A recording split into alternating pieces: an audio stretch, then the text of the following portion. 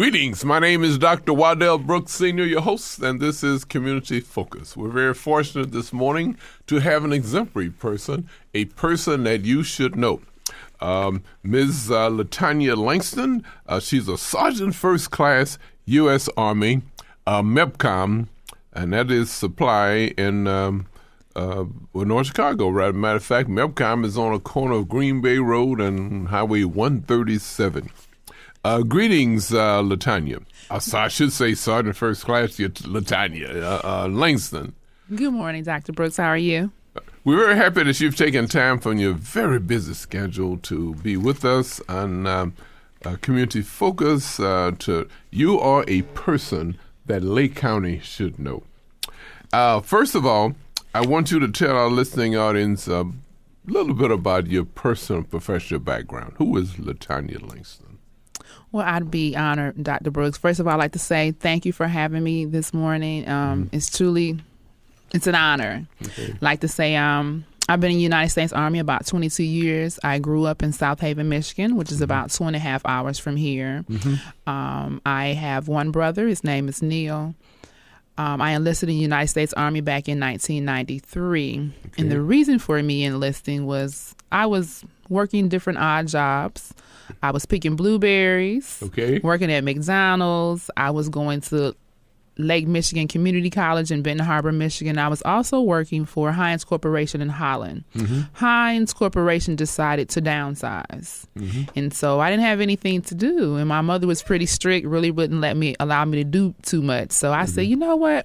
I'm going to enlist in the Army. So I went to see the recruiter, sometime in June of 1993. And they put me on a delayed entry program, and I enlisted into the United States Army November 3rd, 1993. Okay. Throughout that time, I was telling my mother, she did not believe that I was going into the Army. She didn't believe me until up to like October. They start sending things in the mail, telling you what you need for basic training. And then for her, it got real. And, of course, it got real for myself as well. So I enlisted November 3rd, 1993. I went off to Fort Jackson for basic training. And then I went to Advanced Individual Training, which is called AIT, in Fort Lee, Virginia, where I was granted the MOS of 92 Yankee, which is a logistics supply specialist. And so here I am 22 years later. Fantastic. Well, Lake County is approximately 750 to 800,000 people. One of the wealthiest counties in the state of Illinois, and probably one of the wealthiest in the country too. But tell us about Michigan, the town that you grew up in. The population is approximately. I can't really tell you the population, unfortunately, Dr. Brooks, but I will say it's a small community. We basically have one high school. Our town is a tourist town. We are famous. South Haven, Michigan is famous for the beaches. We have the north side and the south side beach. So during the summer months, our town is packed full of tourists. We're also known for our ice cream. We make our own ice cream in South Haven, Michigan.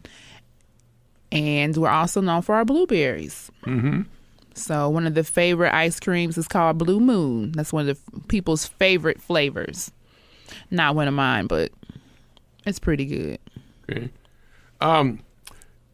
You mentioned that you enlisted in the Army. Was any particular reason that Army had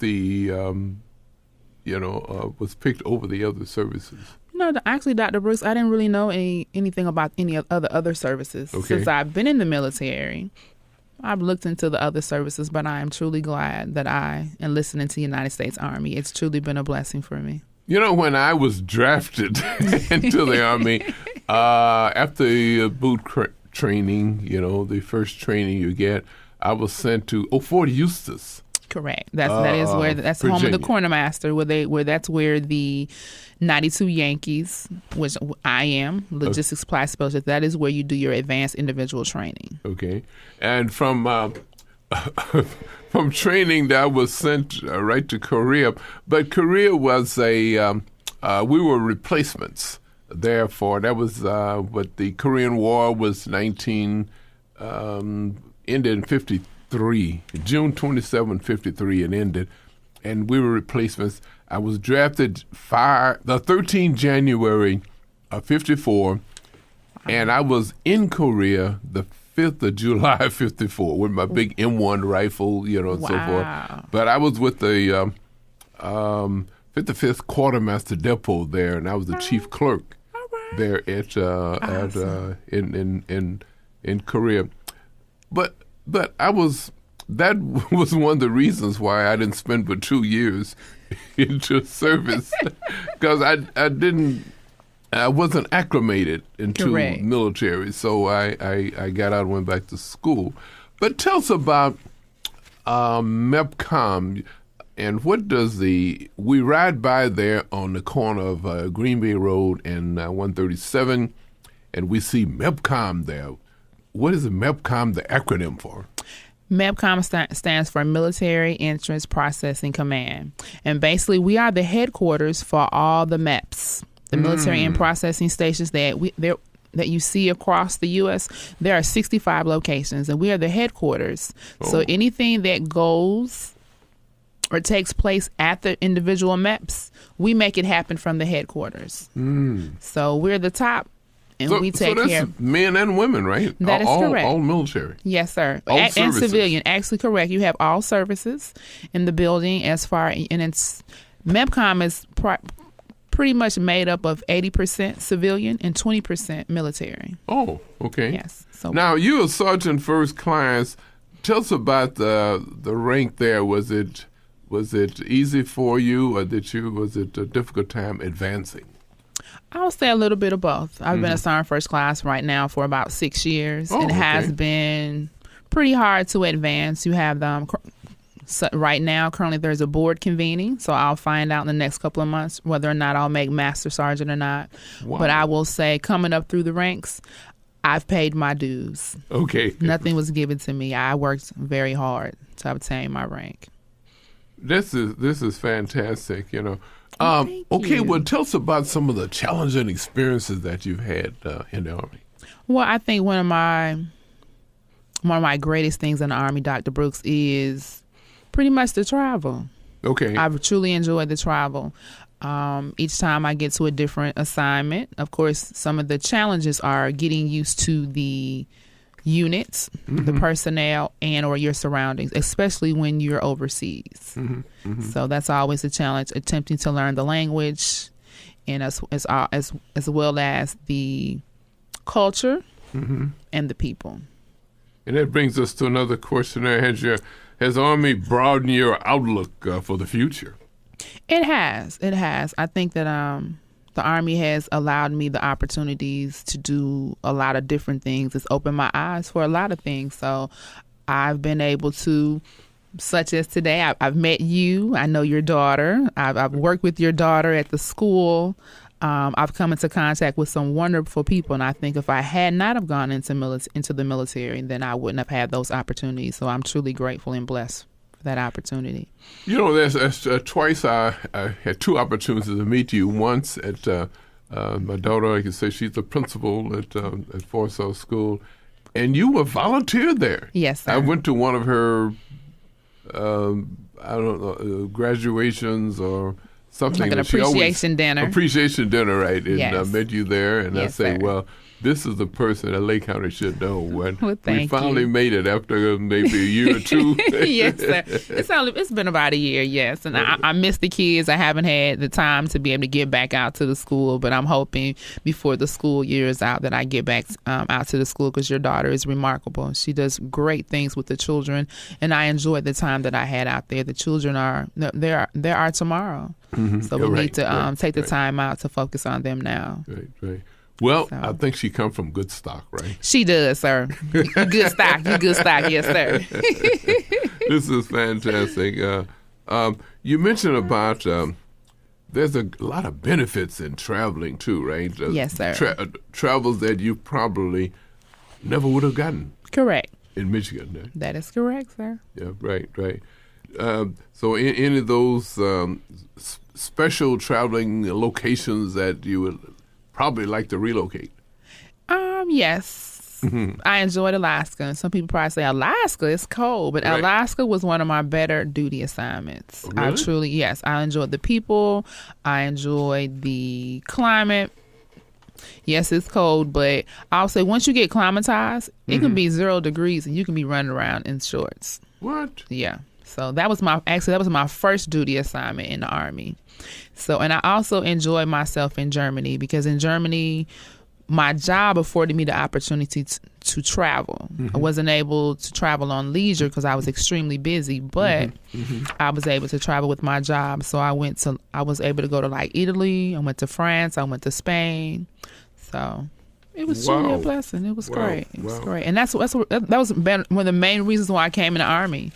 I wanted to be able to travel. And by me being single, with no children, I tend to travel and move every 2 years. Okay. So I've been to a lot of places. How's that? I know it's an easy adjustment for a single person in the military than for families. So it must be pretty difficult for families to make that adjustment. Right? I'll say that it has to be. I have some friends that are married and have children. And, of course, I think one of the big adjustments is we as adults tend to adjust primarily easily. But I think it's an adjustment for the children because you have to pick up and leave your friends and change schools. And sometimes the curriculums are different. The child may be more advanced or they may be more behind. But I'll say throughout the years, the military has advanced. So if you have a high school student that's, I believe, like a junior, they won't move you. They'll allow you to stay in place so that your child can graduate wherever they've been at for a period of time. That way they don't have to move to a new place and develop new friends. They can graduate with their peers and with their friends. So, but I'm grateful that anytime I travel, it's just been myself. Just pick up, military comes in, transportation comes in, packs up everything for you, and you pick up and move. So. Ladies and gentlemen, again, we're talking with Miss LaTanya Langston. She's a sergeant first class in the U.S. Army. As a matter of fact, now she's located at MEPCOM. That's an acronym for Military Enlisted Processing Command. Military Interest Processing Command. And they handle, matter of fact, it's a supply command, and they handle all military in service. All military and all the Army, Navy, Air Force, Marines, and so forth, they all are processed through Military Interest Command. Tell us we speak about interest now. What about the qualifications to enlist in the armed forces? Has that changed since you came in? I'll say for the Army, it has. Currently, the Army is downsizing. No. So I believe when we're going into war, tend to have some type of in order to enlist, we were a little bit lenient. Now that we are home, we're back at home stateside.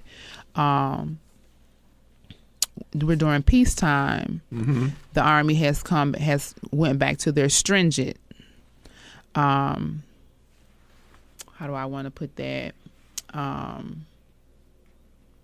Things have been a little bit more stringent in order to enlist now. The criteria has changed. Thank you very much. So, and with the military downsizing, so yes, then the criteria has changed, and it's a little bit harder to get in now. So there was a time. Do you still need a high school education? Yes, sir. Or GED. Yes, sir. Or equivalent. Yes, sir. Okay. So. Well, what about women in the military? Tell us about the challenges that women may face more than men. Well, I think right now the military has opened up a lot of the combat MOSs to women. So things are truly, they're moving forward now. Women are afforded some of the same opportunities that men are. So I think that's a great thing. If that's something that you would like to do, you want to do combat arms, by all means. So that glass ceiling is steady improving, huh? That is correct, sir. Getting rid of that glass ceiling, it's right. But of course, that is correct. But there still are some challenges, of course, because you have the female and male dynamic, which is the body itself. Right. Is it a service that you would, recommend for youngsters coming out of high school to get involved? I'd recommend any of the services. I think they're all are great services. I think they all have something great to offer. It just depends on what the individual is looking for.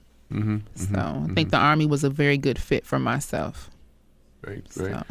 Well, there's a interest in the community and the country, and also service about sexual harassment. What is your definition of sexual harassment? Sexual harassment. So you put me on the spot, huh? Now, that could occur, women, we used to talk about men sexual harassing women, but now there's women, they can sexual harass men, right? Men are subject to it, right? That is correct, sir. That is correct. Yeah. And there are avenues. Well, actually, first of all, a definition, they put in a definition, unwanted advances. Correct. In other words, there should not be any advances at all. Right, quid pro quo. But now, unwanted advances. In other words, if a female and this has happened not only in military but in civilian life too. Yes, sir. That if the females or males state that they don't appreciate the advances that the person's making, and they don't stop, then they could be subject to disciplinary action. That is correct. And the military is very sensitive, very serious about this, because it could. It affects the workplace. It affects the workplace. Yes. What they call it a name for the workplace. And I know people have been discharged by making goodness, there's a workplace, they call it and that's not the environment that the person would be satisfied in working in. Serious action can be taken. Maybe lesser action, then a more serious action, and it could involve in heavy discipline, or releasing from the service too. Correct. Very serious. So you have women advancing in the ranks that they haven't advanced before. Yeah, that is true. You have a lot of women that are making strides in the military. So that's always awesome. It's awesome to look up and see a female general or female command sergeant major. It makes you stick your chest out a little bit more. It lets you know that that rank is attainable for you. I've had some awesome mentors that are female. So. Mm-hmm. At Great Lakes, we have had one, and I can't think of his name now. I should have got his name down. Head of Great Lakes Naval Base. There's been one African American that's been head of Great Lakes Naval Base, and I can't think of his name now. But it was back in probably the 80s, I guess. I know Draper L. Kaufman, one of my favorite. Admirals was I was an equal employment opportunity officer during that time, during the 70s, and right after that, I think that was a African American, but not haven't had one since. Okay, but what about you feel that the Navy has prepared you for the future? Army, it has. He said Navy. Actually, I mentioned Bruce, Navy because really I worked for the Navy. You really want me to be in the Navy? No, I retired as a civilian working for the Navy, But you got the Army in the house this morning. Right. And I'm looking at your uniform, too, in the Army, But how has that prepared you for the future? And do you plan to use what you've learned in the Army in the future? I truly am prepared for the civilian sector. My job being a logistics specialist, and also I also do some contracting. There are a lot of companies, whether it be military or civilianized, that utilize my skill set. Okay. So I think the Army has prepared me as far as my education is concerned, and as far as grooming me, preparing me for my civilian job. So I'm looking forward to my retirement in the next couple of years, God's willing. Mm-hmm. So I know you speak very eloquent. Have you ever thought about motivational speaking? No, Dr. Brooks, I have not. I've never thought about that. No. Because you look at. What about your?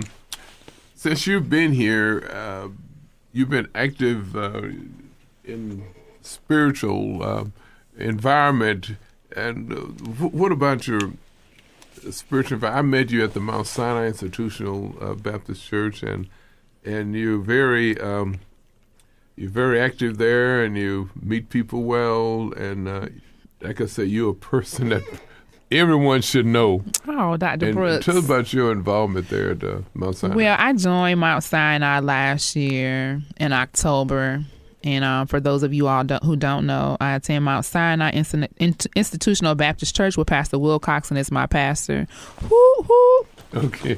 I started attending Mount Sinai because I went last year. I went just to visit, and they have the women's retreat. And this is something that they do every year. Mm-hmm. So I went to the women's retreat, and I will say that those ladies, especially Evangelist Wilcoxon, they embraced me like I was their sister. That's the pastor's wife. Right? That's the pastor's wife. That's Janice Wilcoxon. That is. They really embraced me, and I really have enjoyed my time at Mount Sinai. So I kept going to other churches, visiting. Okay. And every time I would come back to Mount Sinai, baby, when you coming back? We miss you. So I really felt at home. So in October, I joined, and I will say so far I've been going to the new members classes, and I've truly been enjoying myself. I truly enjoy Pastor Wilcoxon as my pastor. He's a remarkable teacher, mm-hmm. and I'm learning a lot from him. I just started with the mission. Oh, yes. So I've been going to meetings with them for the past 2 weeks. I'm looking forward to going out into the community, doing some mission work with them, going to the different nursing homes, okay. Going to the soup kitchens. I'm also involved with the PADS, Reverend Evans. I'm going to be going out with him, doing some things with him. So I'm looking for, I love community work. I love to give back. Mm-hmm. So my great-grandmother instilled that in me. She was 94 mm-hmm. when the Lord took her home a couple years ago and called her Ma Edith. That's what we called her. Mm-hmm. So there's a special day coming up Sunday, I believe it is, Missions Day. Reverend Todd Fletcher, the pastor of the First Baptist Church in Lake Forest, will be the guest speaker. That is correct. At 3:30. Okay. At Mount Sinai. Okay, right. That'll be Mission Day. And let's not forget April 17th through the 19th, the Mount Sinai will sponsor the women's retreat. Oh. And where's it going to be at? That'll be at the Great Land. Is it where up in around the Lake Geneva? Yes, Wisconsin. Tongue tied. Yes, that's where it's going to be, the 17th to the 19th. Mm-hmm. So we're looking for all women to come out and have a wonderful time in the Lord. We had an awesome time last year, Dr. Brooks. I mean, it was truly awesome. So, I guess when you're driving a car, your battery has to be recharged periodically. So this is the spiritual retreat is recharging. Yes, sir. All right, now you got it. Exactly. Yes, that is right. So if you need to be recharged, okay, come on out. Okay, now that's going to last you another year? Or? It will. Well, of course not. You know, you know how that go. You got to continue to recharge. And that's through Bible study, prayer, Sunday school, and praying by yourself, and also being around like-minded people like yourself. Okay. You know, you always continually giving back. You afforded me the opportunity today, and you all can't see me, but I'm just grinning from ear to ear. Well, we're going to give you an opportunity for, this is Community Focus. We give you a chance at Community Forum to the TV show. Oh, really? And in the next few weeks, look forward to an email all right. outlining what we say. Now, I'd like to know, what are some of the major adjustments that you had to make from civilian life to military in the Army? Probably the biggest thing is my mouth. I used to always get in trouble in school about my mouth. So, earlier, maybe that's why I mentioned about motivational speaking. Yeah. I think earlier in my career, I almost got a Bartering enlist in reference to my mouth. So I had to learn how to express myself in a manner which wasn't demeaning or degrading. Okay. Where I didn't need to use the foul language. I need to be able to just be able to speak with you and tell you how I feel. Okay. I believe the transition from civilian to military life was easy for me. Grew up with the yes sir, no ma'am. That was just something that was instilled in me. Being able to be organized, I learned that from my mother. So for me, it wasn't a hard transition. I think in basic training, my drill sergeant told me I was his favorite private. Okay. So because I was always smiling, because every day that the Lord wakes me up was great. Mm-hmm. Regardless of what you do to me, all that is secondary. God allowed me to rise for the sun to rise and set. So I'm alive. So whatever you do to me, I'm okay with it. So for me, it was easy. We spoke about spiritual growth, but what about independency, financial planning, and so forth that a civilian has to get adjusted to? Well, I think the Army... Mama been doing everything that for is you, true. But now you're independent. You have to make the decision. That is true. Now, I did go through that with them credit cards and messing up my credit and didn't know anything about credit score or balancing a checkbook. But I'll say the Army has lots of great tools for you to use, so that even though you make those type of mistakes, or of course you get involved with different people and they give you some advice, and that's what happened to me. I finally started learning about interest rates and credit cards and how important credit score was going to be now that I'm older. So it all worked out. Ladies and gentlemen, we've been talking with Sergeant First Class LaTanya Langston.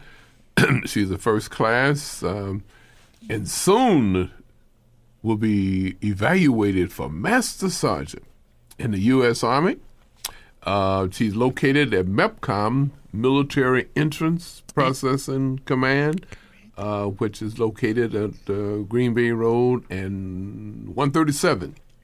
And we've been letting her reflect upon her civilian and military career. And we, after meeting her, we felt that she is a person that you should know. And we plan to have more female military guests on the program in the future.